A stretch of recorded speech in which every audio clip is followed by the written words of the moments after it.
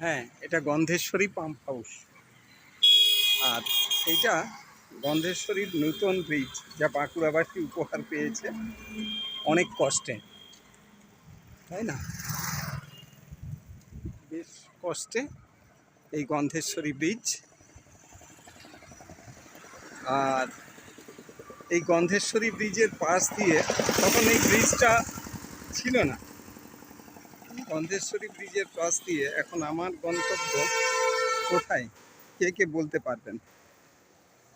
দেখুন তো, জায়গাটাকে চেনা যাচ্ছে কি?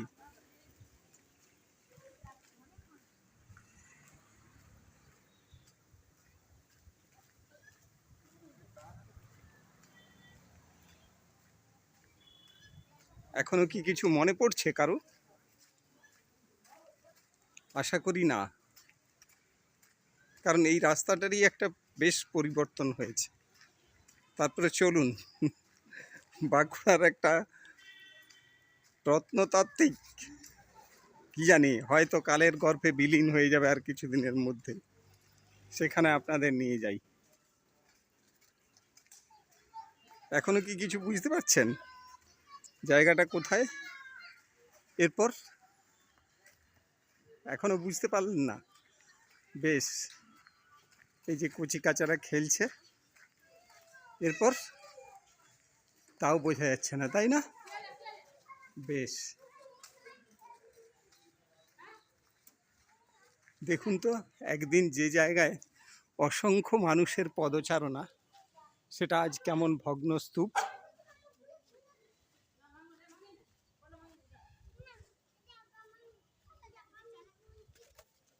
এরপর কি বোঝা যাচ্ছে? বোঝা যাচ্ছে না? বেশ,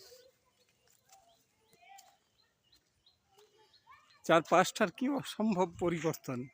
আচ্ছা, এরপর এরপর কি বোঝা যাচ্ছে জায়গাটা কোথায়? এই যে বুদ্ধদেব এখনো স্বমহিমায় তিনি বিরাজমান, বোঝা যাচ্ছে না? বেশ, দেখুন তো, একদিন কতই না সিনেমা এখানে, এই কুসুম হলে, গন্ধেশ্বরীর পাড়ে, আর আজ তার কি ভগ্ন অবস্থা। কালের নিয়ম, কালের স্রোত, তাই না? সবই শেষ। কে যে কখন কালের নিয়মে হারিয়ে যাবে আর কে যে কখন কালের নিয়মে উঠবে, কে বলতে পারে?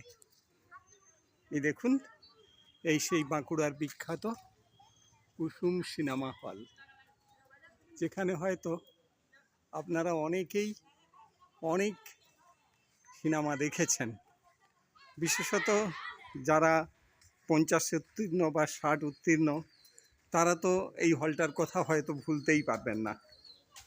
আজ কালের নিয়মে তা কি অবস্থা।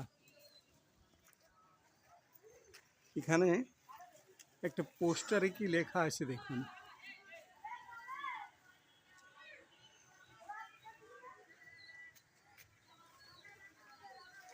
এখানে ব্যালকনি, কত মানুষ, কি অবস্থা। আজ সেখানে পায়রার বাসা, মেন গেটগুলো ভেঙে ভেঙে পড়ছে, পাশে বস্তি, তারই পাশে আবার হাই রাইজ বিল্ডিং, বড় লোকদের বাসা। এটা এই বৈপরীত্য সব জায়গাতেই লক্ষ্য করা যায় অবশ্য। বস্তির পাশাপাশি বেশ কিছু বিল্ডিং, এই দেখুন, এই সেই অবস্থা। এর ভেতরে ঢুকতেই তো ভয় লাগছে, জলে জলাময়, একাকার। ভেতরে ঢোকা যাবে কি না কে জানে, তবুও ঢুকলাম একটু সাহস করে। এই দেখুন, এই সেই হল, এই সেই হল, জানি না দেখতে পাচ্ছেন কি না। ভেতরে ঢুকেছি, এখানে বিভিন্ন বৃষ্ঠায় ভর্তি, গোবর, নরবর, তারপরে বরাবর ইত্যাদি। এই দেখুন সিনেমা হলের কি দশা। এখানে কত মানুষের পদচারণা, মনে পড়ছে 3টায় 6টায়, 6টায় 9টায়, 9টায় 12টায়, কি অবস্থা বলুন তো। এই দেখুন উপরে ব্যালকনি। হ্যাঁ, একদিন এখানে কত মানুষের পদচারণা, আজ কালের নিয়মে সে শেষ। এটাই ইতিহাস, এটাই কাল, এটাই প্রকৃতি, এটাই নিয়ম। একদিন না একদিন সকলকে বিদায় নিতেই হবে এইভাবে। এই দেখুন, এই সেই শেষ প্রান্ত। কি অবস্থা, ভাঙতে ভাঙতে শেষে শেষ। ভাবুন তো, এই এক্সিট দিয়ে একদিন কত মানুষ বেরোতো। হ্যাঁ, আজকে দেখুন সেই প্রস্থানের গুলোতে কি জঙ্গল আর কি কুকুরের পদচারণা। হ্যাঁ, এই দিকে দুটো গেট, এই একটা, ওই একটা, আর এই দিকে এই সারমেয়টি আমাকে মেনে নিতে পারছে না যেন। এই যে দেখুন, এই যে এই অবস্থা। কি বলবেন? এই দেখুন, B C D E F G H I J K L M N, এগুলো দেখে আমরা টিকিটের সিরিজ মিলিয়ে বসতাম চেয়ারে। হ্যাঁ, কত কত মানুষ, প্রায় 1000 জনের ক্যাপাসিটি বোধ হয়। আজ কালের নিয়মে সব শেষ। এই তো অবস্থা। দেখুন, পড়ে যাচ্ছিলাম আমি, আর এত অন্ধকার ভেতরটা যে ঢুকতে ভয় লাগছে। মনে হচ্ছে সাপ খোপের বাসা না থেকে যায়। একটু কি উপরে ওঠা যাবে? বেশ, উঠছি সিঁড়ি বেয়ে সেই ব্যালকনি। এই দেখুন, এই দেখুন সেই সিঁড়ি, কি দুর্গতি। এই দেখুন, এই দেখুন উপরে যারা অনেক পয়সা দিতে পারতো তারা ব্যালকনিতে সিনেমা দেখতো।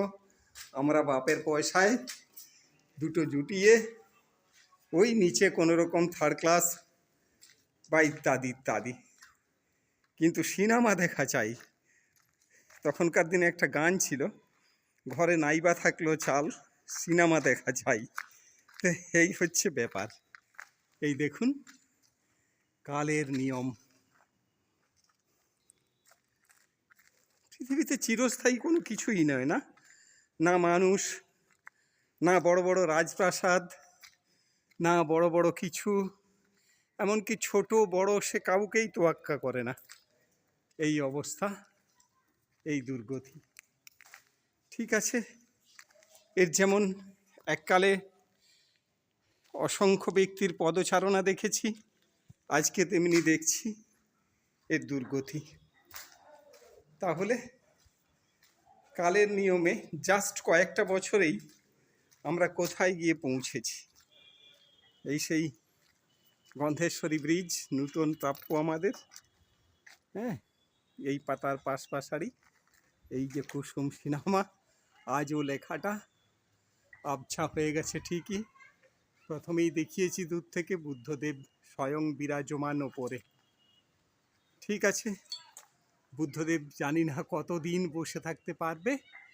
এখন চলুন আমরা বিদায় নিই। ধন্যবাদ।